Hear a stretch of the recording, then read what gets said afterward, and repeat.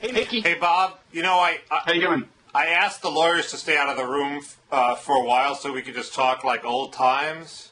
Like, remember 5 years ago when we started Bloggingheads and I showed you... It was 5 years ago to this day, Mickey. 5 years ago to this I'm glad day. you remember that, Bob, because... I never forget one of your anniversaries. Remember when I showed you the algorithm that started it all and it was just going to be just us taking on the world? I'm a little hazy on this. Not all of that is coming back, Mickey. And then, well, it's clear to me, Bob. And then, all of a sudden, you had these grand ideas, and I was pushed to the side. And now you're sitting there on top of your Bloggingheads empire with the women and the wine and the money, and I feel like I've signed my death warrant, Bob. What happened to us? It was so beautiful back then, and why did this happen? I know why. It's all about the Phoenix Club, isn't it, Bob? Now wait a minute. That's all right. It's all about Ann Coulter, isn't it, Bob? That's it. That's it. I've had it. You were once my friend, and now, and I'll see you in court. Mickey, don't go. And certainly don't stay away for long, because I don't have any material prepared. While Mickey was away, they changed Bob's coffee to U-Ban. Hey, Mickey. how are you? I'm fine. Happy anniversary. Listen, that skit was a great idea. Can I take the hoodie off now? The Mark Zuckerberg hoodie off that you instructed me to wear? You can take the hoodie off, and I will... Whew. Good, it's hot. Take off my And I'm not the Eduardo hoodie type. jacket. Oh, you have an Eduardo jacket on? Yeah. I wonder... Well, we'll have to ask our commenters if they all got all of the illusions. Oh, you're taking off the hoodie. How quickly they caught on that actually this was a put-on by you. There's a commercial break in here now. That's in the original. So, but it really design, is the true thing is it is our 5th anniversary, Mickey. 5 years ago, Halloween '05, we taped what we think was the world's first dialogue, right? Oh, I missed you. I just didn't hear what you said. What did you say? I said 5 years ago to this day, we taped what we think was the world's first I don't web-based... think it was. You sent me that link, and it was. We were talking about Dick Cheney and Flamegate. Yeah. That was pretty boring. I remember something more exciting than I also remember wearing a dashing black turtleneck, and instead I was wearing a white shirt. I think there was an earlier one that maybe was a test one.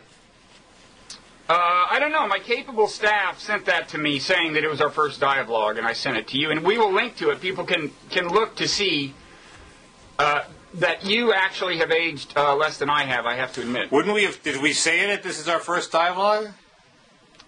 If we don't, then it's not the first dialogue. Well, no, it could be the first dialogue, even if you didn't say it was. Self-consciousness is all we have going for us. What are you talking about?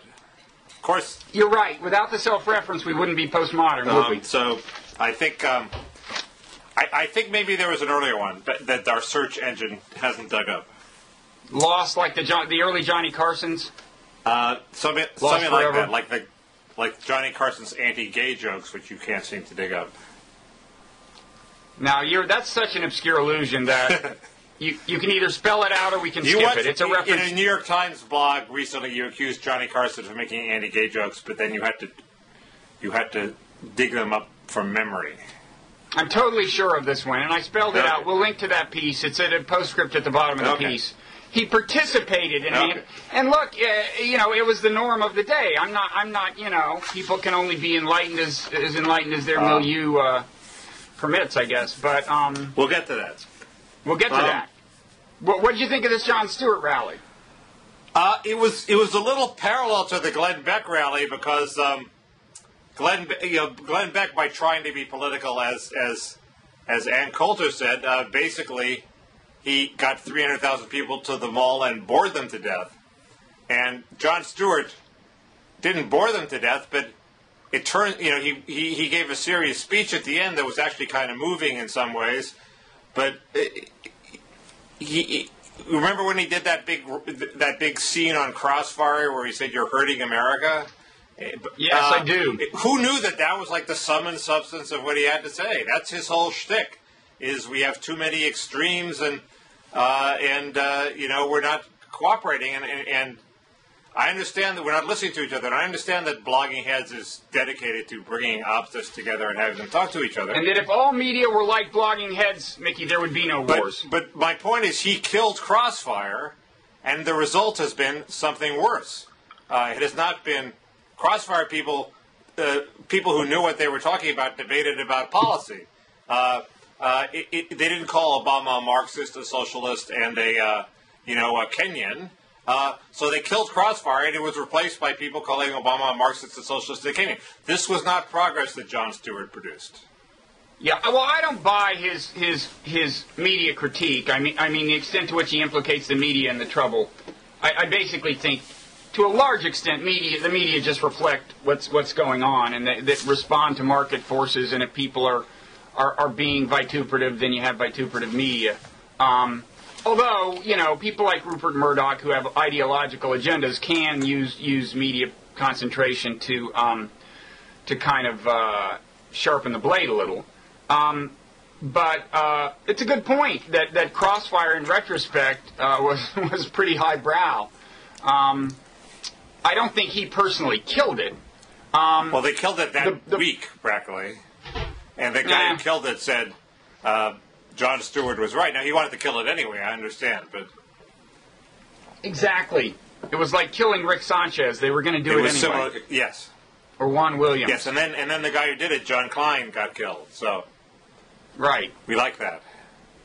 So I actually was prepared to dislike the rally. I had bought into some of the liberal critiques in advance of it. Like David Corn's point that if they really want to help liberals, all these people should be out, knocking on doors this weekend. But I gotta say, I got a little taken in by it, partly because, the closing speech was pretty good, and by the way, that convinced me that he will be running for Senate within 10 years and may actually win. But also, the theme that I caught in the last, hour or so when I tuned in was, I thought, totally right. The kind of, all we have to fear is fear itself, and fear is the enemy, and they specifically targeted Islamophobia. So it was so much on my wavelength that I wound up liking it in spite of myself. I missed that part. Was Cat Stevens in that part? No. Was Cat Stevens there? You betcha. What music I caught suffered from earnest right-mindedness. It seemed like they had found songs. I caught the Sheryl Crow part. It seemed like they had found songs, or maybe even written songs, whose lyrics were perfect for the occasion, and as a result, there were no songs you kind of already knew and liked. They wrote that song. I don't need to hear new songs. No new songs. I'm too old for new songs. That'll be our platform. No new songs. No new songs. They had Cat Stevens. Now Yusuf Islam, I think, is his name, and this caused a lot of consternation a lot of attacks from. I guess mainly from the right. Because of something he said after 9/11. He's a converted Muslim, of course. He's a converted Muslim, and he at one point appeared to endorse the fatwa against Rushdie. I was told. Oh, that was it. I was told by people who investigated it that he then shifted and fell in with a better crowd, and now runs an Islamic school that is, completely kosher, and a force for good in London. So he's, the period of his period of embracing murder was brief. But he was there. He had a duet with Ozzy Osbourne. What did he do? A song I'd know? He sang Peace Train, and Osbourne sang Crazy Train, and then they brought the OJs in to sing Love Train. It was sort of stupid. I like two of those three songs. It seemed relatively benign, but it was sort of too benign. It had very little political bite.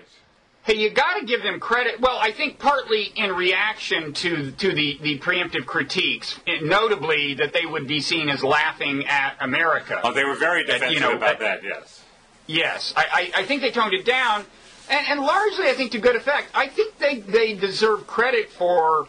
Well, you didn't see this thing when they were. It sounds like when it was the video montage that was like anti. Well, wait, maybe there were two. Anyway, when they did the part that was anti-hysteria, they naturally had clips of Glenn Beck being crazy. But to their credit, they had more than one Keith Olbermann clip. And I've always thought that Olbermann is the closest thing the left-wing MSM has to Glenn Beck, which is not to say he's as bad as Glenn Beck, but he's bad. Well, he was bad before Glenn Beck was bad. Well, yeah, he deserves credit for that, I guess. But I thought, they also actually had a little bit of Chris Matthews calling Tea Partiers crazy, even though that sometimes, in some cases, fits. I guess I don't think Tea Partiers are crazy or hysterical.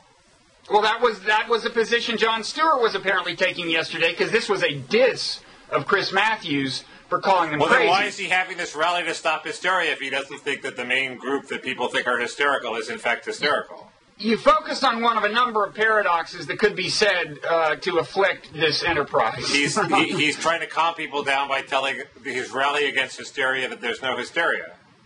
Well, there's also the question of whether, his show, and maybe Colbert's, although maybe not so much, whether his show really is in a sense part of the incivility, or at least something that does stoke, bitterness and the other thing is, right? there's always this tendency in the media to go for what I call a neutral storyline, which is something where you can condemn both houses and seem to be nonpartisan. So oh, what a dirty campaign this is. We have to stop dirty campaigns. Or, oh, what a negativity, we were against this negativity or all this money in the campaigns. So you don't have to say that the left is better than the right or the right is better than the left. Or that there's a third way.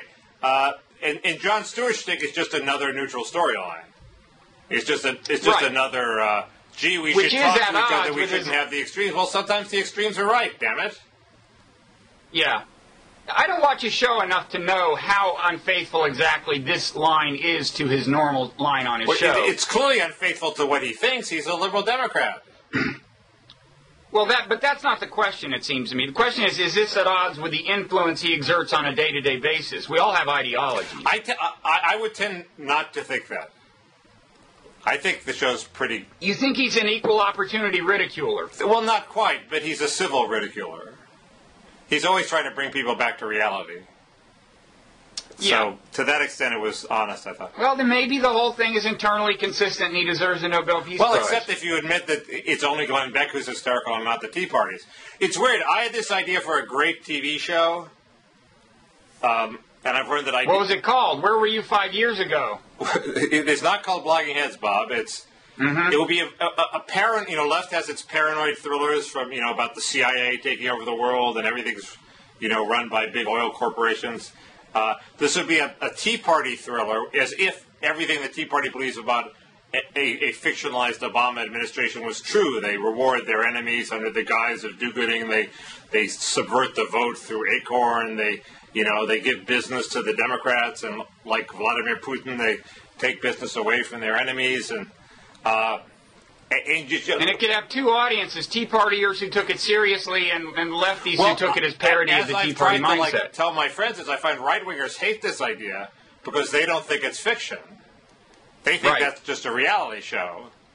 And I guess I don't think it's a reality show, and that's my basic attitude toward the Tea Partiers, which is they're right to be worried, but they're not right.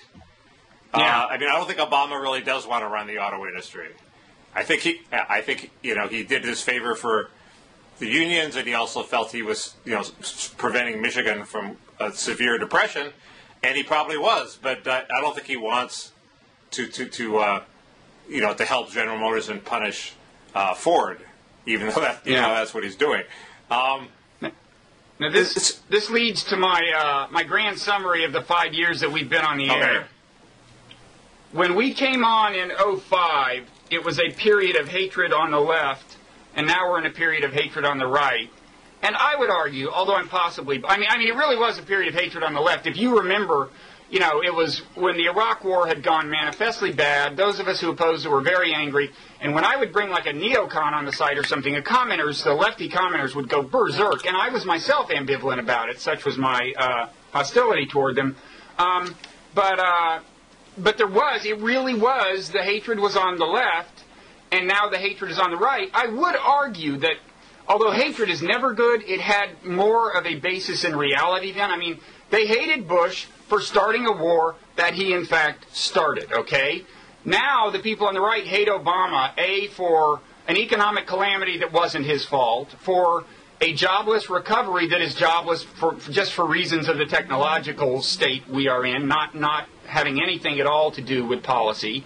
They hate him for wanting to secretly steer the country toward true socialism, which is not true, for being whatever, religious and ethnic identity they attribute to him. I mean, I've got to say, the left-wing hatred was... Why can't you, I'm not Bob, why can't you defending use the word anger instead of hatred? Okay, anger. It was more reality-based anger than the current anger. Well, Obama just inherited a bad situation. Look, he could have done better, I agree. He could have spun the narrative much better, and he could have surrounded himself with better people, and a lot of things could have been, but 85% of his problem right now is inherited. Well, I basically think you're right, but the things the Tea Partiers worry about, first the things the Tea Partiers worry about are things that one wants to worry about. Acorn is an evil organization. There's always the tendency when you have the government intervening in industry that it'll want to, punish the enemies. Are all these safety investigations of Toyota legitimate, or are they a way to punish the competitors of the company that Obama now owns? We don't know. There's no real way of knowing. Well, they predated his administration, I think. But they came to a rapid fruition after the government bailout of General Motors. And you don't really know, and there are probably splits within the administration. There probably are hacks in the administration that want to punish Republican businesses. Second, right. The voters have, and this is like a good segue into the elections, the voters have legitimate beefs with Obama. It's not true that it's unanimous that the stimulus was a wonderful thing. A lot of the stimulus was wasted on pork. A lot of the stimulus went to prevent state and local governments from having to do a slimming down that might not have helped the economy, but you have to do it at some point, or else you create this two-tier system where the government workers make more. And it's not true that tax cuts aren't stimulative. It might have been just as stimulative as the $1 trillion we spent on... Can I argue that they might have been less stimulative, Mickey? Sorry? You want to hear an argument that they might have been less stimulative? Well, there's plenty of arguments that they might have been less stimulative. Well, I just came up with what may be a new one, okay? If you agree that, okay, this is a jobless recovery, what seems to be the case is that in a lot of companies, technological progress had been rendering more and more of their workforce superfluous. They could afford to fire them, but it's always awkward to fire people, and you tend not to do it when you're making money. They got this excuse to cut back, and they fired everybody, and such is the technological progress, or they fired some people, that even as they begin to recover, they don't really need to hire new people. Technology, the increased productivity thanks to technology can absorb the growth in work that they have to do as they slowly recover. I think that is a large part of the situation. Well, if that's the case, then kind of tax cuts that stimulate business broadly, but don't specifically encourage job growth, are probably not going to encourage job growth, whereas a stimulus package that includes a number of actual just hirings of specific people for specific government jobs will create jobs. So what do you think of that? I don't think, obviously what you described is part of what's going on. It's also true that the manufacturing sector had shrunk over the decades, and it's not that the businesses got more efficient, it's that they weren't in America anymore. I mean, when I think about what is the long-term problem undergirding all this, it seems obvious that it's just globalization, and it's what people predicted all along, that the low-wage jobs would migrate to other countries, and then eventually the countries will start taking away the high-wage jobs too. And we have to find our place in the global system. Which they're doing. I mean, I would say it's technology broadly, because technology allows the outsourcing overseas that you're talking about, but also leads to productivity gains in this country that permit you to lay people off. Correct. It's both. But the point is, you imply that the businesses are still here and they're just more efficient, and sometimes they're not here. Sometimes in any event, the point is that businesses just, in the near term, the recovery is going to be pretty jobless, period. And I would think the stimulus package, if anything, makes the recovery a little less jobless than tax cuts would have. I mean, you create a job. How does that boost aggregate demand? Well, you create a $100,000 job. You're sending $100,000 into the economy. It's not clear that that's that much better than giving $100,000 in a payroll tax cut that people have to spend. Yeah. Both of the stimuluses are going to leak overseas because we live in a global economy. But there are economists on the right, like Greg Mankiw, who argue that the multiplier effect for tax cuts is actually higher than the multiplier effect for government spending. The point is it's debatable, and the voters can look around and say, we spent $1 trillion and we don't think we got $1 trillion worth of good for it. And I think they're sort of right. I'm suggesting that more of the tax cut would leach overseas, but whatever. I think either one is a drop in the bucket. You know, it's not a coincidence that when you look abroad, they are in the same trouble we're in. I don't think it's a question of American policy fundamentally. We had built a huge bubble. It burst. You got to pay for those for a long time. Actually, I told Australia gave a quickie tax cut, and they are not in our trouble. They're out of it. In Germany, you know, there's a debate about it, but doesn't seem to have gone in for $1 trillion stimulus, and they're out of it too. So it's not true that Germany's out of it? I think Germany is not in the middle, not having the troubles that we're having. Yes. This is one of those cases where I have no idea what I'm talking about. I have no idea. I read that somewhere. But just as a test, I sensed that you were bluffing a little, so I just thought I'd throw out a skeptical note and see if you backtracked a little, which you did. I did. Well, I just read it somewhere. I have the faintest idea if it's true or not. But but the larger point, which I am pretty sure of, is that there is a germ of truth to the Tea Partiers' complaints. Which brings us to the election. I agree it's not as much of a one quick question. Did Germany ever have the housing bubble we had? Did Germany ever have the housing bubble we had, or Australia? Well, no, but that would imply that the entire world is not in our boat, and your point was that they all were in our boat. I thought we caused the global problem, didn't we? Wasn't that the... I think we did, but it seems natural that the country that contains the root of all evil would have the housing bubble would have a more damage at home and take a longer time to recover. I just see this as the long-term decline that people worried about finally arriving. And it's not going to arrive gradually. It's going to arrive when there's a crisis and a whole bunch of people are laid off. Well, we agree that Obama is not. The Democrats are being punished largely for things they had no control over. Look, he had control over the stimulus. He gave it to Nancy Pelosi. That's the root of most of his trouble, I think. If you buy that the stimulus was some major policy misstep and the economy would be in very different shape otherwise, which I think is total He told us bullshit. there were shovel-ready jobs. Now he says there were no shovel-ready jobs. It took a year to get the shovel-ready jobs to people to start digging. But that gets to the narrative question. He's admitted that it was a screw-up. Now, but that gets to the narrative question. David Corn has pointed out that what he should have said is, look, I wanted a bigger stimulus. We'll take what we can get. But the Republicans didn't give us all we wanted. We'll see how much good we can do with this, rather than promising miracle cures. And he mistakenly told the truth, which is he was so naive, he didn't realize he was being conned by the bureaucracy because he hadn't been around town long enough. And as a result, we spent $1 trillion and didn't get the immediate impact that we wanted, which we would have gotten from a payroll tax cut. We don't know what the impact was. There's no way empirically to tell whether things would be significantly worse if they hadn't passed the stimulus. But he himself is admitting that it wasn't as fast as he wanted. Yeah, but he doesn't know anything. He's not an economist. Oh, so you're saying he got it wrong in the first place. Why can't he get it wrong now? The Tea Party don't know. The Tea Party people say Obama got it wrong, and Obama says Obama got it wrong, but Bob Wright knows the truth. Thank you. Thank you, Mickey. Your charity is something I've always valued. So, with elections, I'm in the all too familiar position of rooting for Republicans. I would sort of like... This is to prevent card check from happening, or what? The Democrats have this agenda, which is either a make-believe agenda that they keep pretending they're going to enact, or an agenda that they actually intend to enact, which has two very big items, perhaps irrevocable changes. One is this scheme to increase unionization, which would change the very structure of American industry. And the other is immigration, which would change the very composition of the nation irrevocably.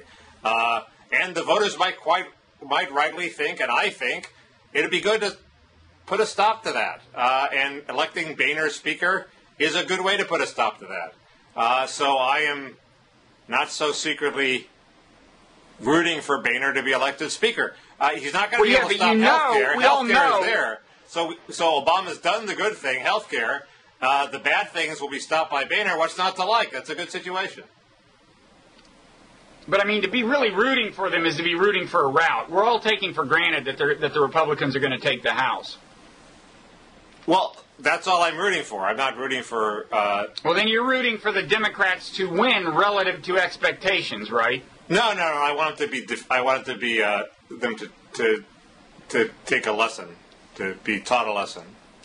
Well, then you have a second motivation. You don't actually need a big majority to stop. God, you don't need anything to stop card check, for crying out loud, and probably immigration reform.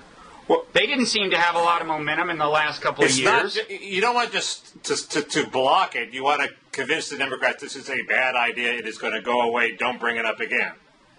I analogize. Yeah, but Mickey, that assumes that they're buying your interpretation of the election. You're the only person in America who thinks this election is about card check, okay? Nobody else does. Actually, that's not the way they're going to read it. That's not true. Card check has been a hot issue around the country. Various Democrats running from Obama, that's one of the things they have to say. Governor Manchin of West Virginia had to flip and say he was against card check.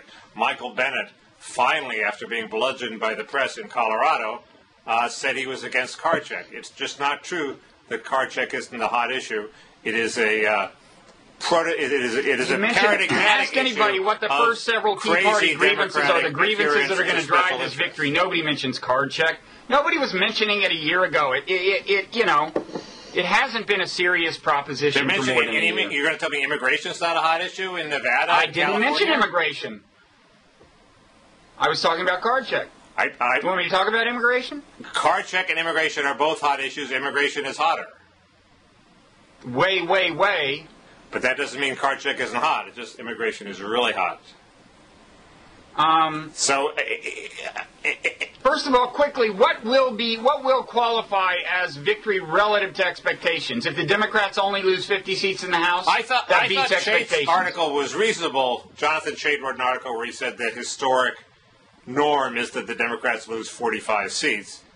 And that was fine, except then he gratuitously added 5 to 10 seats just for the hell of it in order to raise the bar, which I thought was bogus. So let's stick with his original estimate of 45 seats. No, but the conventional wisdom right now is that they're going to lose more than 50.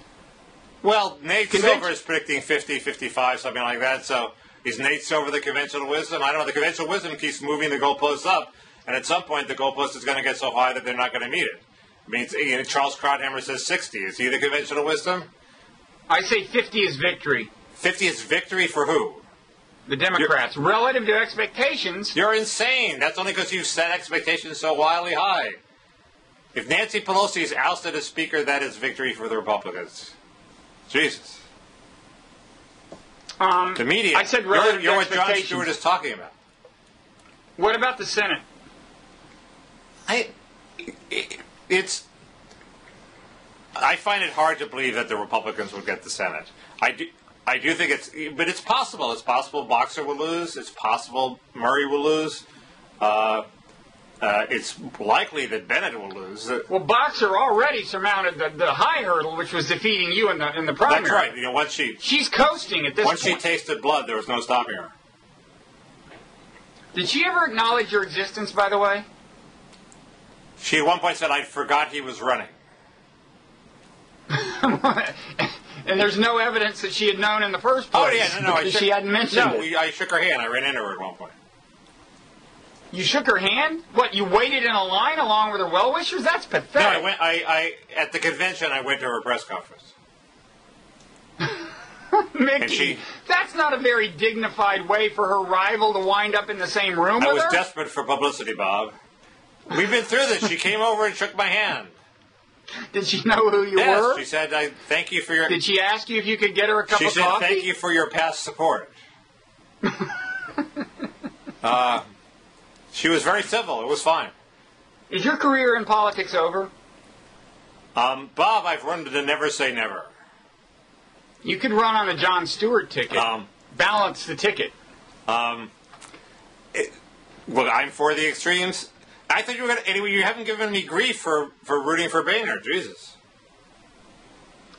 You haven't fulfilled well, your... I argued that the foundation of your enthusiasm for him is disingenuous. How is it? You don't need Boehner to stop card check. I doubt you need it to stop immigration But you reform. do need him to... But I don't just want to stop those things. As I said, I want to reform the Democratic Party so the Democrats stop pushing them.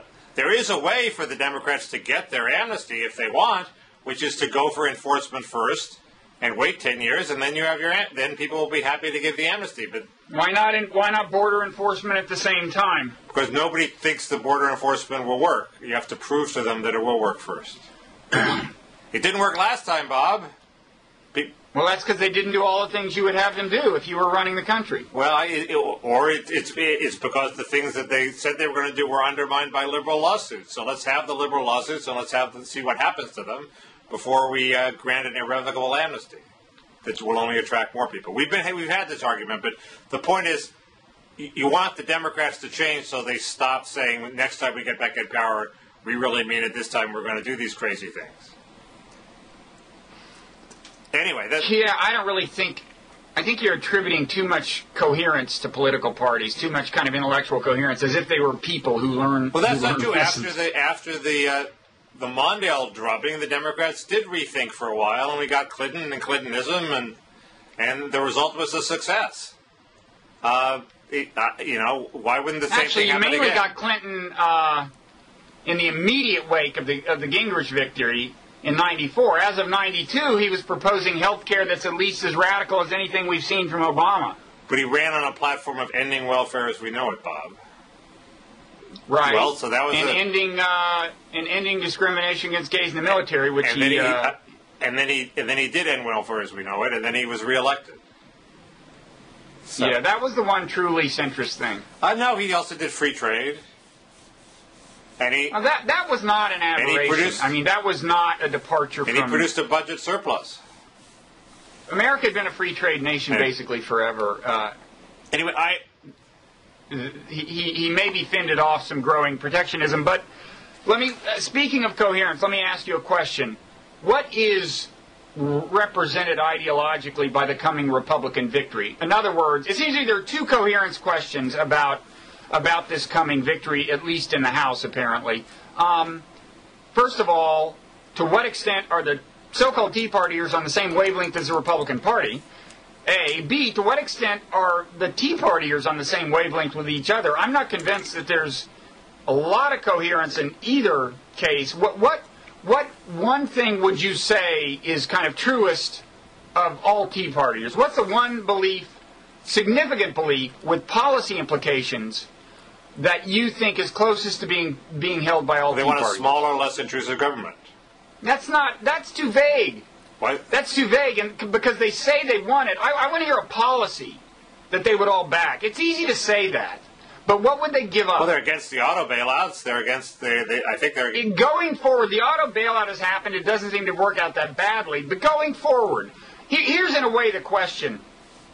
This combines the two coherence questions, but look, suppose the House, apparently under Republican leadership, is unimpeded by a Senate and a President. Suppose they were just running the country and anything they passed would become law. What would change? What would they do? I don't think the Tea Partiers necessarily have a coherent platform. They're certainly against cap and trade, for example, so that's not going to happen. This election is about stopping the Democrats. It's not about any positive program the Republicans have put out. It's about that the people think the Democrats have gone a little berserk, and they want to, as P.G. O'Rourke said, it's not an election, it's a restraining order. The things that are most driving the Tea Party zeal are kind of imagined, right? Well, again, it's not. They wouldn't list card checks. Certainly, they would say stop creeping socialism, and it doesn't really exist. They would say, it's not creeping. Well, it's hard to argue that creeping socialism doesn't exist when the government owns General Motors, Bob. I don't think Obama's a socialist. I don't think he wants to own General Motors. But the Tea Partiers aren't crazy for thinking that there's creeping socialism. Look, when the crisis happened, a number of statist interventions happened. Right. Many of them began during the Bush administration, like TARP, largely to reduce panic. They largely worked. TARP did succeed in keeping panic from becoming cataclysmic. There's no evidence that he wants to go on some kind of buying spree and buy additional companies. Or that's crazy. Yes, but that's crazy. They don't say he wants to go on a buying spree. They say that the effect of his tendency to have the government take over and intervene and not let the market work will eventually be that the government will end up owning all these things that fail. There's sort of a profound point that... Okay, let's get to, like, proactive thing. What would they actually do? Would they cut? Is it even clear that the Tea Party would cut taxes? Because my understanding is that some of them are fiscal conservatives in the traditional, sensible way of thinking that, tax cuts don't actually pay for themselves. I'm glad that they are a mixed group and that they have more sensible types. What's so terrible about that? Well, I'm just asking, is there any coherent agenda that would lead to legislation that would actually be passed? I mean, any given Tea Partier, I think, would say, yeah, here's a law I'd like to see passed. My question is, do they add up to anything? Well, I think, unfortunately, they want to repeal Obamacare. That's probably true. Repeal Obamacare and repeal cap and trade and stop immigration reform. Those are three big things, Bob. Well, cap and trade didn't happen, so they're not going to repeal it. But... Well, there are things that are going to happen. There's going to be a big fight over the EPA regulating a lot of these things. Now, Obamacare, they can't literally repeal, but I'm told by knowledgeable people that they can kind of, nickel and dime it to death. That's what Lawrence O'Donnell says. Lawrence O'Donnell says that Obama's built a machine that needs constant maintenance, and if they don't maintain it, it's going to die. Well, I'll tell you who told me that is Paul Starr, who knows a thing or two about health care. And this was months ago, before the size of the tidal wave was evident. He was just saying it's a much more fragile thing than people realize. This is why I'm having trouble writing my don't be scared of the Republicans piece, because it's hard to write the part where they won't be able to kill healthcare. I think you should talk to Paul Starr before you write it. That's a good point. That requires a phone call. So. Where are we? Well, anyway, I had two quick points about the election. Mm-hmm. It seems to me that Obama's attempt to rouse the base backfired because it alienated the middle, not just because it roused the right too. I mean, you can't rouse the right more than it's already roused. No. The issues there's something about the issues on which Democrats rouse the base now. It used to be you rouse the base by railing against the rich, boasting about the thing you've done for the poor, defending Social Security. Those were somehow less alienating to the middle than rousing the base by telling Latinos to punish your enemies and being for immigration. Somehow that is a more annoying to independents than the old style Democratic base rousing. And I think there's some sort of shift there that I can't put my finger on. I didn't hear everything you just said. Are you saying that, for example, in courting Hispanics specifically, he's arousing a kind of a nativist sentiment that's found even among independents? In other words, there are two ways to court Hispanics. You could court Hispanics by saying, you desperately need schools, and we're going to build schools, and we're going to get jobs, and we're going to revive the economy, and we're going to have Medicaid and Medicare, and those are things that Latinos want, but that other people want too. Or you can say "Viva la raza." We doesn't say that, but if you say, I'm for some path to citizenship for illegal immigrants, there's not a whole lot in that for everybody else, and it also actively alienates people, I think. And it's bad base rousing as opposed to old FDR style good base rousing. Well, I mean, I don't know. There's certainly a lot of people who think that he's actually not helping things much and maybe hurting them by barnstorming the country, such as the level of enthusiasm for him. In this particular case, I'm generally skeptical of things you say about this particular issue. Although, I've got to say, I mean, maybe this is a segue. We were going to each concede something that the other has been right about over the years, right? Sure. Do you have more to say about other stuff? I was going to say something I'd been wrong about. I don't think I have anything to concede that you were right about. Mickey. But I'll handle that part. I'll handle the patting Bob on the back part. So what were you wrong about? You want to get into this now? Okay, Well, if you have some more to say about anything, feel free to riff on the election. My knowledge is limited. The other point about the election is, I think a point you brought up in our preliminary discussions about this, which is Obama's lack of experience really hurt. If you think the Tea Partiers are slightly paranoid and that Obama's not as bad as they think he is, which I think is true, he's not nearly as bad as they think he is. There are ways that an experienced politician sends the signal that they're not as bad as people are charging. There's a way that a guy who's, has a cosmopolitan background and spent a lot of time in Indonesia sends a signal that he's a hardcore American. Maybe Obama has to send that signal harder than other people. There's a way to send a signal that you're not going to just do the bidding of all the Democratic special interests. There's a way to send a signal that you really don't like the idea of government owning the car companies. Obama, an experienced politician like Clinton, or anybody who's had to get votes for a couple of decades, knows how to send those signals. Obama, because he rose too fast too soon, while he's a very talented politician, did not learn how to send those signals. So the point that the Hillary people made, which is this guy's nowhere near experienced enough to be president, was true. He also didn't know what shovel-ready meant. I think his inexperience has hurt. I have a slightly different take that I think is complementary with a point you've made. I mean, you think one of his big failures was to convey a sense of identifying with the people who are in trouble out there, right? Like, I'm one of you. I share your pain. I don't think Obama has to share the pain. He just has to. He gets hung up on the "I'm one of you" point. He seems like a weird alien being. Michelle, everybody can understand where Michelle is coming from. She's a familiar type, but Obama is a very unfamiliar type, and he has to. I think he's like this far from crossing the border into seeming like somebody you can really deeply identify with. But I do think he fails to. And I think it's because he projects a kind of a sense of entitlement. Whereas, Clinton, you go into him with Clinton and he seems like desperate for you to like him.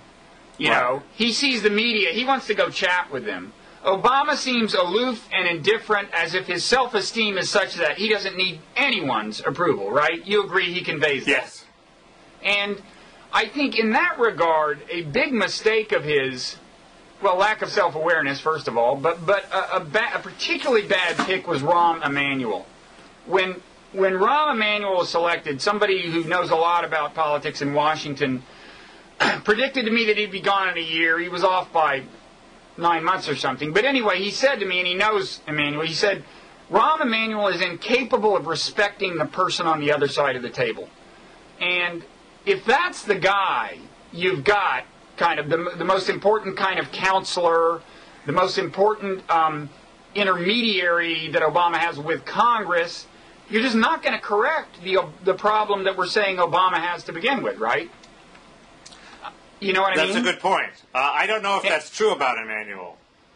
Oh, I think so. Well, this guy knew a thing or two. I've only had two experiences with Emanuel. One during welfare reform, when he would call up and come up with some completely bogus spin about how things were going to go down. And then you'd call up Bruce Reed and get the true story eventually. Well, actually, an anecdote comes to mind. A friend of mine is a dean, what should I say, of a graduate school at a university in Chicago, okay? And he had two encounters in airports, one with Obama and one with Emanuel. And, at this point, I think Emanuel, he's from their home turf for both of them. And he walks up and he says, I'm the dean of blah, blah, blah. And any local politician is going to, give him some face time, right? That's not nothing. And Emanuel was, I think, at this point, a congressman. But he said Obama was totally nice. They talked. He said Emmanuel was a total asshole, just completely brushed him off. He is. And so if Emmanuel is more standoffish than Obama, that's not what he needs. And then I saw him at the convention performing for a group of reporters, and he was really very, very smart and grounded, and did not give off those vibes at all. So, to me, that's one mystery about Emmanuel. The other mystery is he an effective thug? I mean, you have this guy around basically to bludgeon people to go along with your program, and he gives off all the indicia of being a thug. But does he get the job done? And I guess you could argue that Emmanuel did get the job done, but was that his doing or Nancy Pelosi's doing? And who got health care passed, who got the stimulus passed, who got the bailouts passed? Was it really Emmanuel, or is he all show and no, is there no iron fist in the iron glove? I don't know. My final thought on blaming Emmanuel, though, is I heard the other day Obama met with Mitch McConnell, and they said it was the first time. I think I heard them say it was the first time they had met one-on-one. I heard that, too. You wouldn't want to meet with Mitch McConnell either, man. No, but if you're president, you got to do that, right? I guess that's right, yes.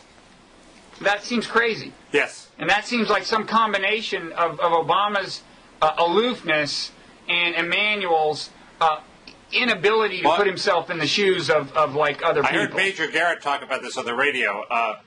Obama doesn't see any reason to meet with you unless he thinks that you're actually going to agree to what he wants. You're going to get a deal, which is a completely insane way to approach life. The key to life is to suck up to people well in advance of the time you ask them for a favor. So you basically have, if you're ambitious, you just have to keep sucking up to everybody. And then at some point later, you have a favor to ask them, and you're more likely to get it than if you actually suck up to them at the same meeting where you asked the favor. This is what I have failed to do throughout my life. Same here, but so yes, I agree that that's sick. I thought you were gonna say that you were going to accuse me of thinking that Obama got a free ride and rose too fast too soon and felt entitled because he was black and he's an affirmative action baby.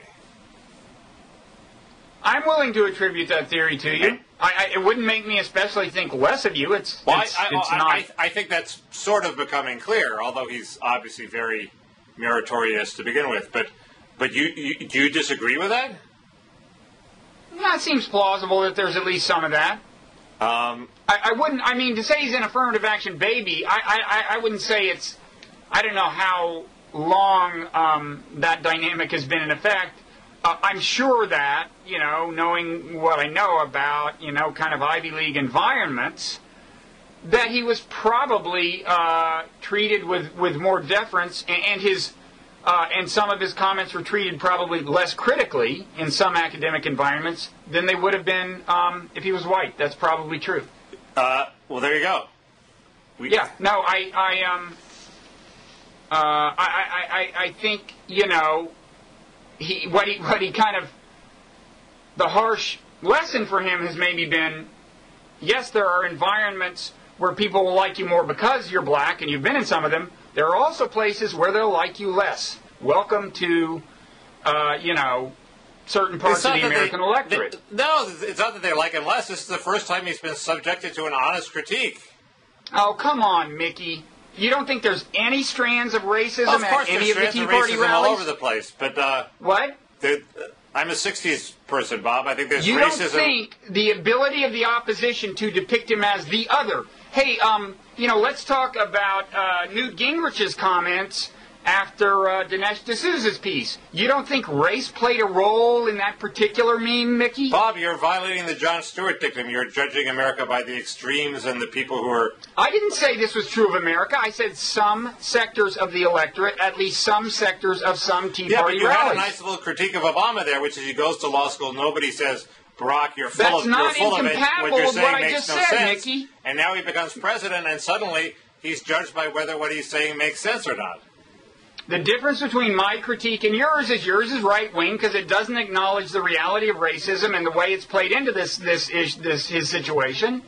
And mine is fair and balanced, as they say on Fox News. No, you're using the 10% of the opposition that's racist to deny the 90% truth that The problem is that we elected this green guy president who had not been subjected to the normal vetting that he would have gotten if he hadn't have been black. I agree that his vetting would have been more vigorous. I'm just saying the main reason, one of the main reasons that's a problem is because then he turns around in the real world and faces the opposite problem, which is that there are people wanting to dislike him because he's black. It's a problem even if he doesn't face the opposite. It's a problem if he just gets judged by his policies fairly. It would be less of a problem, is what I'm saying. We have 10% unemployment, Bob. A white guy would get grief for that, too. No, but I'm just saying he had more ground to make up in some parts of America, in some, in some demographics or whatever. By virtue of being black, he had a harder job. He also had a tremendous amount of goodwill because of it, which is now, unfortunately, dissipated. Not in the same sectors. This is my. But he won the election, I'm not sure you're getting my point here. He won the election quite impressively, so he had a lot of support. So you're not willing to accept that. So you don't agree that racism plays any role in the blowback. Racism played a role in welfare reform. It plays a role in immigration reform. It plays a role in Obama. It's everywhere. It's just not a big deal. Where do you disagree with me? Then where do you disagree with me? You're just using this. The big thing. The big dilemma of Obama was not that he's a black guy who got every break and then all of a sudden faced racists. He's a black guy who got every break and all of a sudden he was president, where it didn't matter what race he is, and he was judged on the results, and the result was 10% unemployment, so people started pissing on him. But I think the zeal of the opposition to him has something non-trivial to do with the depiction of him as an alien, which has very much to do with his blackness, and merges with the fact that his middle name is Hussein, and that's where you and I disagree. But of course it has something non-trivial, but that's where you're obsessed with racism in a weird PC way that distracts from even if there was no racism, we'd still have 80% of the problem, and he would still be wildly unpopular. I have encountered people and had arguments with people who insisted he was a Muslim. And this has shaped my view of what's out there. Because I'm not actually, I'm not in the part of the country where you're most likely to encounter that. But I've had arguments within a mile and a half of my house. I think people who don't you think people who insist that he's a Muslim is just another way of saying screw you? They don't care if he's a Muslim, they're just pissed off at him. Oh, this guy cares and believes it. Right. This guy was saying, well then why did he change his name from Barry to Barack? That was this guy's thinking, that he had changed his name. That Barry was something other than a nickname for Barack. Well, this guy was totally sold. Changing it to Barack was a very self-conscious attempt to reclaim an identity, wasn't it? Well, wait. He was born Barack, right? No, I understand. I said reclaim. Okay, but this guy thought he was born Barry and legally changed his name. Anyway, we almost reached agreement, Bob, but then you snatched disagreement from agreement with your racism point. We almost fulfilled John Stewart's... Someday, enlightenment will dawn, and I will agree with you about everything, including the looming peril of card check, which is just around the corner if we do not elect a Republican majority. John Stewart would have been proud of us, but now he would just feel scorn and contempt. But he'll still like you. No, I think he'll probably like you better. But so I'm through with my election rap. Okay, so admit one thing you got wrong. I will laud you for something you got right, and you can admit something you got wrong. And then since you seem unprepared to mention one thing I got right, I'll tell you. Okay. Go ahead. Well, clearly the thing that sticks in my mind, the thing I've gotten wrongest, was saying that the housing bubble was nothing to worry about and was trivial and would pass. And I was grateful that as I was going down the past Bloggingheads topic list, I was grateful that I hadn't said it on air until I came to August 8th, 2007, where we were talking about Jim Cramer, who had a rant on his Mad Money show, talking about how Ben Bernanke better wake up because the economy was about to collapse because of the mortgage crisis, and I poo-pooed this and said it was a blip. It doesn't seem like a big deal. Well, that was the thing I was wrong about too, because as I recall, I agreed with you. I think you did probably, but it just seemed clear to me that the Democrats were just making a big deal out of the housing crisis as a way to embarrass Bush. I was wrong.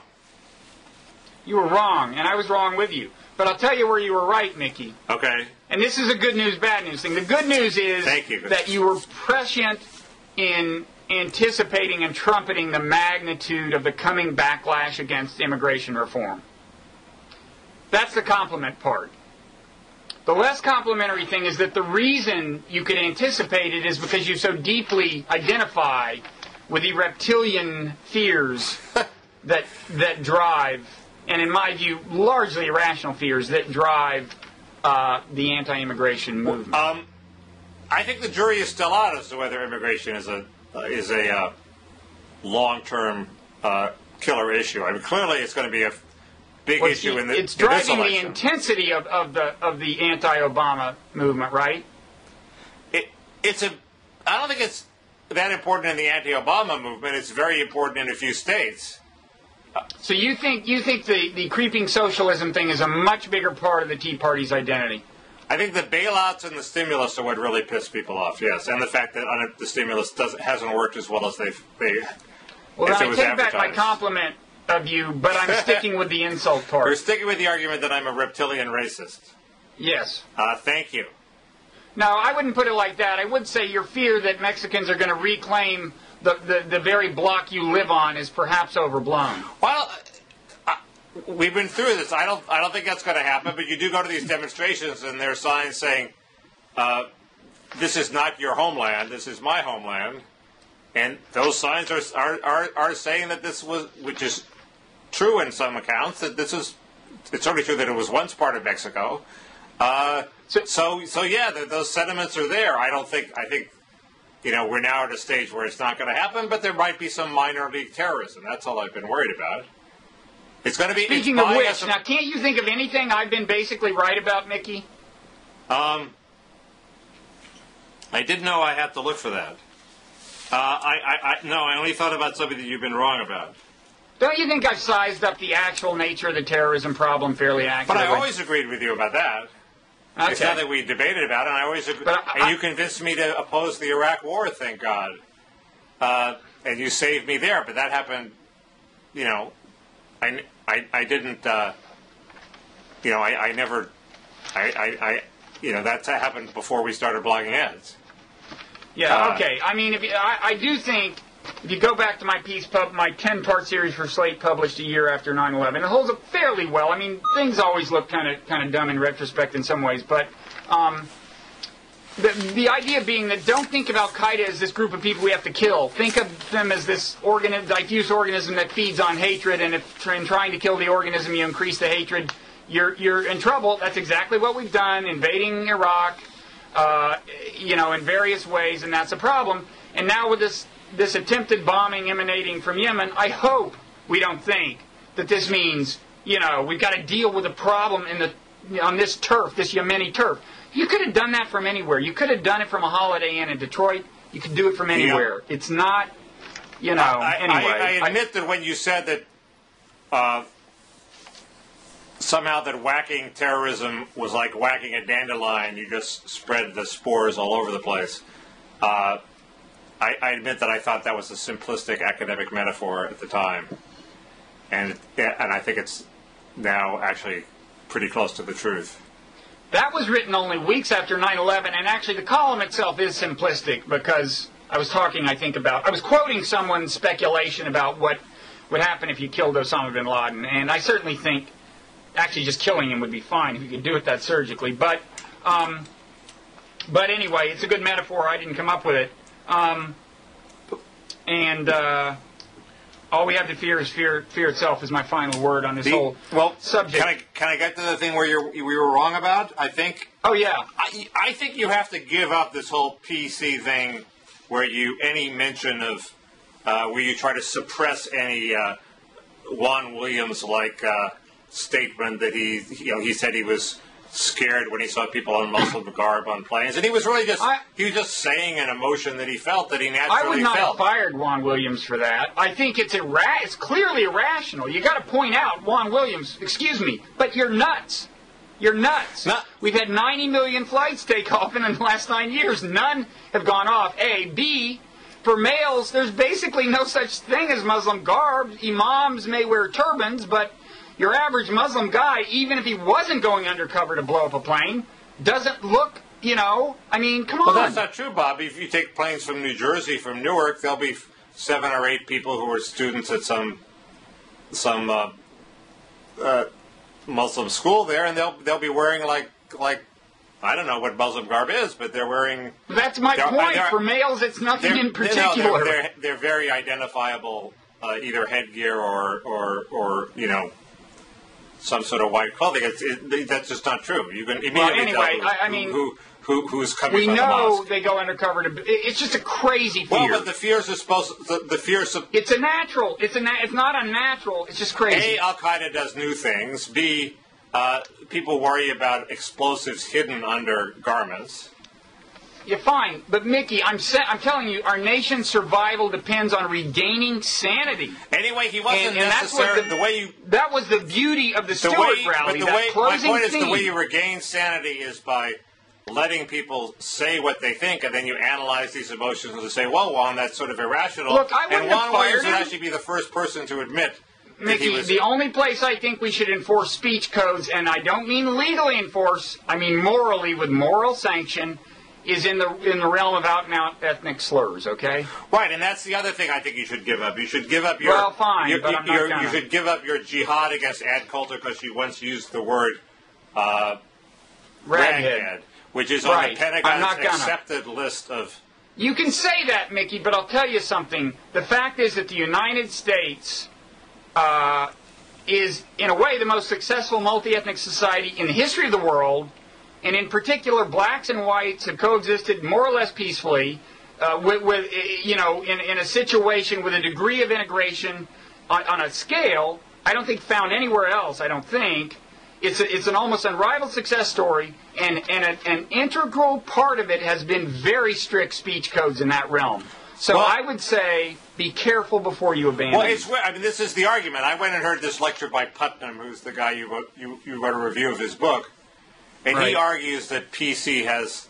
He made some argument that PC codes, I think it was after World War II, against anti-Semitism, have been effective in not giving anti-Semites any purchase on the American mind. I tend to think that we've also made progress when we allowed people to call whites crackers and bubbas and rednecks, and they weren't hounded out of the culture. And when we allowed bubbas to self-identify as bubbas, and yes, when we allowed blacks to self-identify with the N-word, I tend to think that that gets it all out in the open when you can talk about it. Otherwise, you're like Jon Stewart suppressing Crossfire, and what bubbles up eventually when you repress it will be something much worse. Well, the successful integration, not as successful as you'd like, but the more or less successful integration of blacks into American society and their achievement of something more and more approaching, full social equality in real life has been accompanied by very strict speech codes. So I don't see where the empirical basis is for believing they don't work. So you're for strict speech codes? On ethnic slurs, not legal codes, Mickey, get the difference? Well, I know, but you're for, but your definition of ethnic slur seems somewhat vague. Well, it has to be in the eye of the beholder, and it will change over time. So you take the ethnic group's word for what they find slurring? Look, it's something that is completely gratuitous. There's another way of saying it, right? Ann Coulter could always use the word Muslim. If she doesn't want to deeply offend people and show off and attract attention, she could always just use the word Muslim. So these slurs are completely gratuitous, and they are found deeply offensive by the minority in question. That seems pretty straightforward. But the Council on Arab, whatever it's CAAR, was offended by Juan Williams' comment. They have a hair trigger. Well, there was no slur. There was nothing remotely resembling a slur there. And you're sorry? He did not use some synonym for Muslims that is a slur. So you think that's just obviously not in the category I'm talking about. You think CAAR was wrong on that? Well, I don't know what they said. Yes, if they said he should be fired, I disagree. They said they called for something to happen to him because he had legitimized discrimination against Muslim Americans, and you're the one who the the talisman of everything you say is we must avoid any sense among Muslims that they're being discriminated against our profile. They said they felt discriminated against their profile. I've just been totally clear, and there's no point in continuing. I've told you exactly what I believe, and you keep not getting it. What's your position on Juan Williams? This is a good example. I just said he shouldn't have been fired. Right, but should he have been censured? Neither should Rick Sanchez. Should he have been censured? In what sense? Censured, criticized. Oh, yeah, criticize him in the sense of pointing out that he's being crazy. You know, it's a crazy fear. It's a crazy fear. No reprimand. He's more likely to be killed while driving to the airport by far. But no reprimand. You have grasped entirely my position, Mickey. The idea that terrorism is not a threat, Bob, isn't one you can push, I don't think, because your whole position, which I've bought into, is that 9/11 in fact did change everything. It wasn't just a lucky shot, but in fact it signaled the advent of a world in which means of terrorism are much more widely accessible, and it's all going to be different from now on. So now to say, well, it's you have more of a chance of getting run over by a car to the airport doesn't sit very well with that, because one of the reasons you are more likely to get run over by cars because we were extremely vigilant and we've caught a couple of people trying to blow up planes, and B, your own theory says that we're going to lose the city at one point. First of all, let me just quickly say, we've got about 10 minutes of business we got to do. I'm happy to go on forever. You're the one who usually complains that these things go on too long, and we're at 1 hour and 6 minutes. Let me answer your question, and then I'll talk about this as long as you want. I'm totally willing to do a marathon dialogue, but I didn't realize that we got on that long. Yeah, but the answer is there's a difference between saying the chances of Juan Williams being killed in a terrorist attack are non-trivial and saying there is a chance of a terrorist attack succeeding somewhere in America are non-trivial, right? It's the difference between saying I'm likely to win the lottery and saying somebody's likely to win the lottery. Okay, you get that. And what's significant, and the reason you need to keep the Juan Williamses from being inordinately fearful is because the very fuel that translates the likely success somewhere of some terrorist attack into growing likelihood of terrorist attacks, the fuel that does that is irrational fear, okay? We respond to, like, Major Hassan shoots up 13 people, the underwear bomber almost succeeds, we freak out and say, oh, you can't build a mosque here, we're too scared. And saying that only makes more American Muslims feel alienated, increases the likelihood of, that one of them will become a successful terrorist, and so on. It's a vicious circle. And to say that is entirely consistent with saying that Juan Williams is radically overestimating the odds that he personally is going to die in a terrorist attack.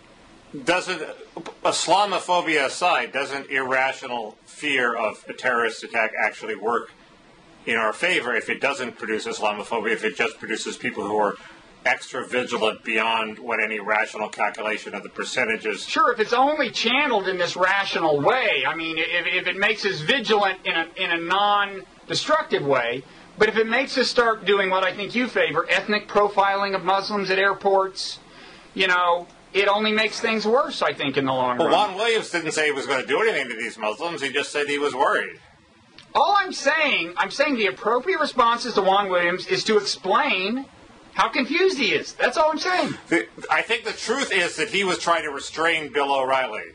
So, I think in context his remarks were a little less, I think he was throwing O'Reilly a bone before he got to the butt part, but Bill, you can't tar all Muslims. Right, I think that's kind of true. So, I'm against Islamophobia, but I think... while simultaneously suffering from No, I think there's some forms of profiling that don't amount to that. If like I say, if a lot of crimes were committed by balding Jewish men, and they profiled balding Jewish men, that'd be fine. What's so terrible about that? People have to learn to live with their arbitrariness of their birth. I would say, look, it's true that in the current environment, it's not that you're not more likely to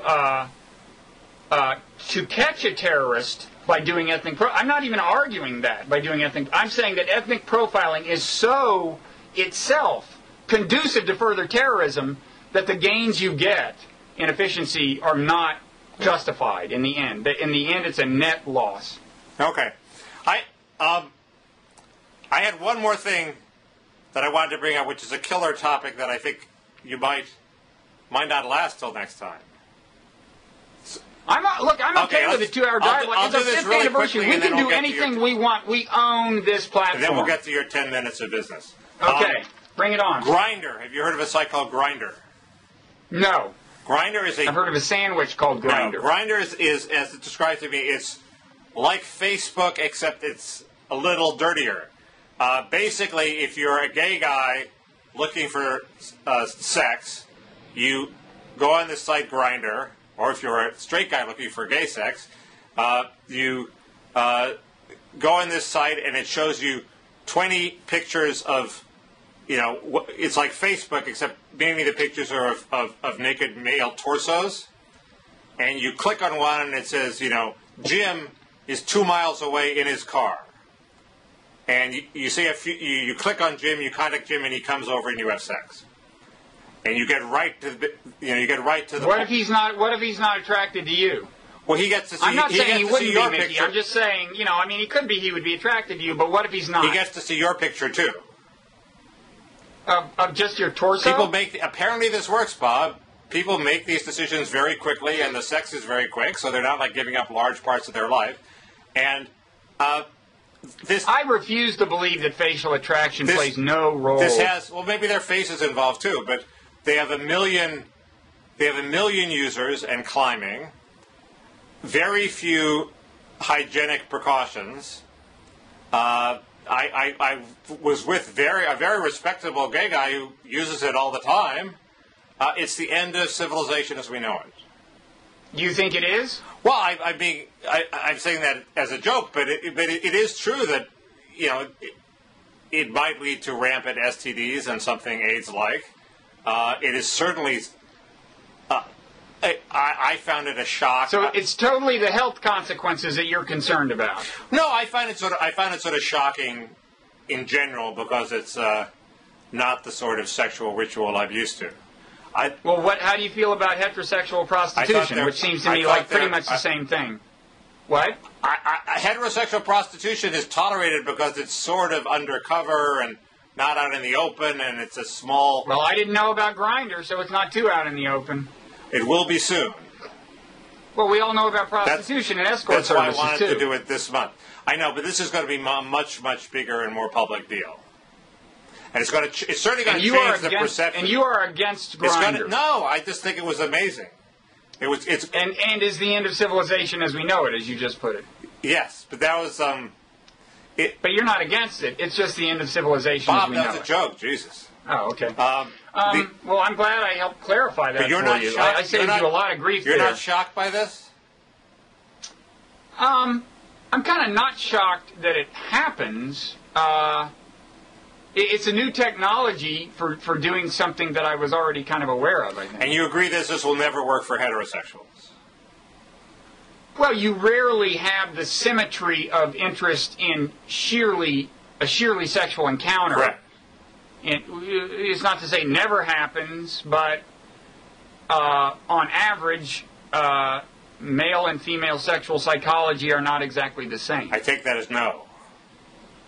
No, it will not. Wasn't when I started. No, saying it will not buddy. happen for heterosexuals. But I'll tell you, people claim that a hookup culture that, as I understand it, is something I wouldn't have predicted succeeds wildly. They claim it succeeds wildly. I personally have a theory that there's a lot of people in colleges not happy with the hookup culture and possibly a disproportionate number of women, but I suppose I'm a sexist for saying that, and I don't know the facts. I assume that women have second thoughts and suddenly I think ask they're themselves. I honestly think it is a net exploitation of women by men. And the final question is, would it work if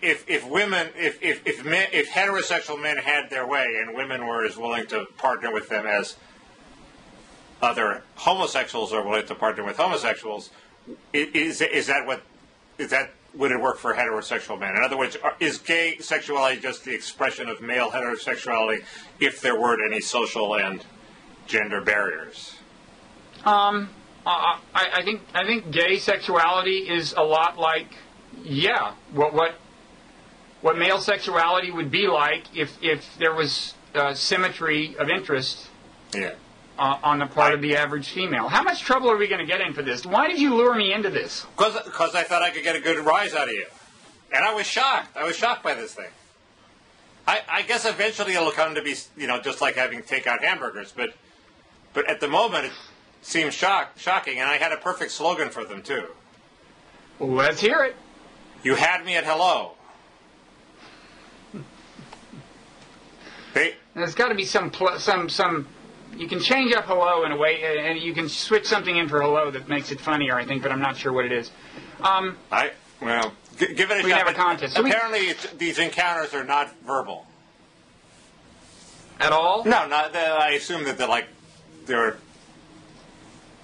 So it has to be you had me before hello. Never mind. You had me before hello. Go ahead, kill the joke, Bob. Okay. I'm done. Okay, what have I got to say?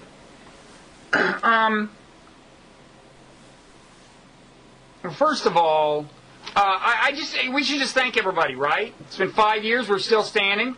We're still standing. You're still standing. I'm an appendage here. I'm Eduardo. You're Mark Zuckerberg. Yeah. The Eduardo Act is getting a little old, but anyway, we'll talk about that offline. So we should thank the audience, right? Right. Mickey? Because, these people, their time is valuable. They could, there's a lot of media out there. If they wanted to, they could be watching inferior programming right now, but they're not. I can't believe they sit through these things, yes. We thank them for that. We especially thank the commenters. Oh, I want to draw a graph. Here's the deal. You can't see this, Mickey, but here's the deal. Graph. Horizontal axis is ideological diversity of commenters. Vertical axis is civility of comment forum. What you generally get on the internet, I believe, is a curve something like that. Bloggingheads commenters, somewhere out here. And unless I'm mistaken, we're virtually alone. I'd like to know if there's somebody else with us, and I hope I've drawn the curve correctly, but if not, you know what I mean. They deserve credit. I bet Grindr has a dot out there somewhere. Class and ideological divisions don't bother them. Is sex civil? Is the sex civil? We would have to know that. I assume so, yes. If it's civil sex, then the only two data points in that whole space, Bloggingheads and Grindr. There you go. Should thank our ever able staff, Brian Degenhardt, Brenda Talbot, Saying No, Milton Lawson, who could forget him, Arya Cohen-Wade, with whom people are very familiar. I don't understand how you get all these good people to work for you. No, it's true. They are good, actually. I don't often count my blessings, but they are capable, devoted, and of good humor. It must be your charismatic personality. I think it is pretty much a cult. They would not put it that way, as I've discovered. But I think deep in their hearts, it's a form of worship. No, but really, they are great. And also, this has been some kind of part-time. Well, Sean Gibby left only recently. She's been part of the team. You know her. Yeah, sure. Some part-timers, David the philosophy guy, Phil the Norwegian fish magnate, indispensable at lunch especially. We actually got some investment some years ago, as you know, and that was led by our godfather and godmother, Bob and Margie Rosenkrantz, who are great, wonderful.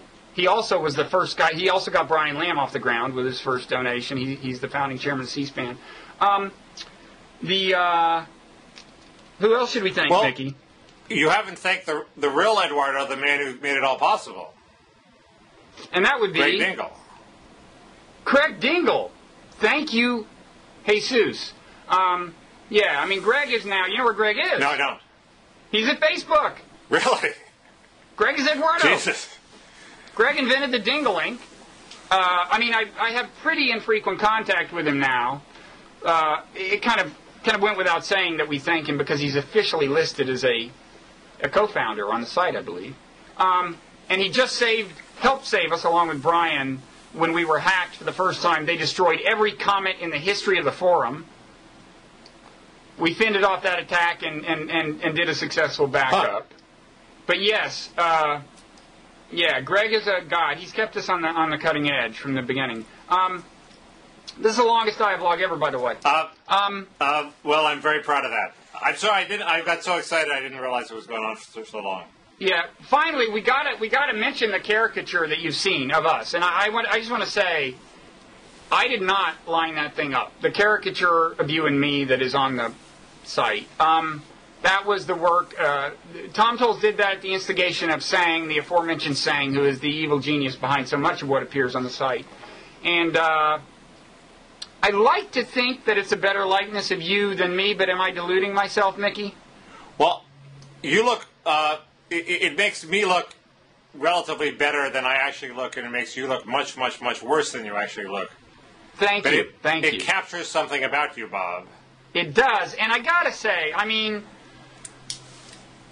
it's kind of genius in a way, because what he does is he takes the actual, physiology of my face, for better or worse, and fuses it with something about my temperament. So, like, the heavy lower face thing and the kind of sag thing works with this kind of melancholy, depressive thing. So the problem is you're oversensitive to this because you're a good-looking person and you're not used to people mocking your appearance. No, I'm actually very used to that. Which reminds me of the pencil-neck geek part of that caricature, Mickey. Thank you. Which was totally gratuitous. Anyway. And I think it wouldn't exist if I hadn't had coffee with Tom Tolles once. I think if he was watching on video, had no sense of scale, Bob, it wouldn't have happened. A pencil-neck geek. Live with it. And in retrospect, he lured me down. He's like, "Oh, Bob, want to have coffee with a Pulitzer Prize-winning cartoonist?" Can I? Me, Babe in the Woods. Oh, I love that, Mr. Tolles. Can I call you a pencil-neck geek without being banned from Bloggingheads? Totally. He just did it visually. Thank you. And thank you, Tom Tolles. Tolles is Remind me to have coffee with you again. Tolles is a great cartoonist. Yeah, I know. I'm totally over that. I've forgiven him. But anyway, I would never have thought myself worthy of caricature, and that was Sang's idea. But it is a work of genius, I'm afraid. And you look damn good, I got to say. I don't look good, but I look like me, so... You look like the happy warrior you are, and I look who is taking joy in bringing out the worst in me. And that's what you are. Somebody's got to do it. It's a job. Anyway, thank you for pushing this thing into... I had thought that you were insane when you had a Mark Zuckerberg-like impulse to get Bloggingheads, to get hundreds of people talking to each other. And you have really good people talking to each other, and if I only had time to watch them all, I would learn a lot. If you even had time to be one of them more often than you've been, I would settle for that. But we can carry that conversation offline. See, anyway, this is what I have to put up with. Anyway, thank you for being the inimitable thing you are, and having gotten it off the ground with your savvy and vast social network. I did very little to get this off the ground. That's not true. You and Greg. I think it's safe to say that without any of the three of us, it would not have happened. I don't think that's so not true. Without you and Greg did the whole thing, and I just was along for the ride for a while. No. You plugged us into the blogosphere. It's my story, and I'm sticking to it. Or else I'll see you in court. If self-deprecation works for you, if I'm that important, fine. I'll see you in court. Jesus. See you in court. Get some of those Bloggingheads millions. Okay. All right. Take care. Later. Wait. 3 quick additional items. First, we have prepared a number of video montages of great moments in Bloggingheads history. We worked hard on them. We think they're good. They're nice and short. We'll be rolling them out at about 1 or 2 a day for the whole week. We encourage you, if you like them, to please share them via all known social media, Facebook, Twitter, whatever, email even. Sang and Milton deserve special credit for working hard on them, although they're not responsible for everything about them because there was unwanted editorial interference emanating from above. Second, I wanted to show you that Fraser looks just about as cute, hey Fraser, as a grown-up dog eating a piece of shredded wheat as he did when he was a mere puppy. There you go, buddy.